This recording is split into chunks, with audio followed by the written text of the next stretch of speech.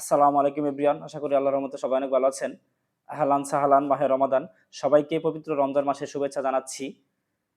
রমজান মাস উপলক্ষে ইসলামী ছাত্র আন্দোলন বাংলাদেশ প্রতি বছর একগুচ্ছ কর্মসূচি ঘোষণা করে থাকে।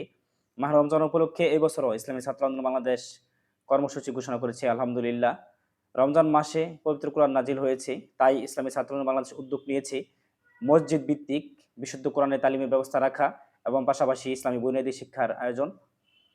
দেশের প্রতিটি শিক্ষা প্রতিষ্ঠানের উন্মুক্ত স্থানে শিক্ষার্থীদেরকে নিয়ে ইফতারের আয়োজন, মানুষের মাঝে সুন্নাহ সামগ্রী বিতরণ যেমন টুপি, আতর, মেসওয়াক, তাসবিহ এবং সুবিধা বঞ্চিত ও অসহায়দের মাঝে মাস জুড়েই ইফতার এবং সেহরি বিতরণ করা। এছাড়াও ব্যক্তি জীবনে কোরআনের খতম দেওয়া, কোরআনের তাফসির করা এবং বিষয়ভিত্তিক হাদিস ও আয়াত মুখস্থ করা এবং কোরআনের রমজানের শেষ দশকে এতেকাফে বসা। ইসলামী ছাত্র আন্দোলন বাংলাদেশের এই কর্মসূচিগুলো সফল হোক।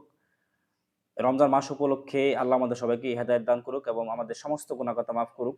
রমজান মাস খুবই গুরুত্বপূর্ণ একটি মাস।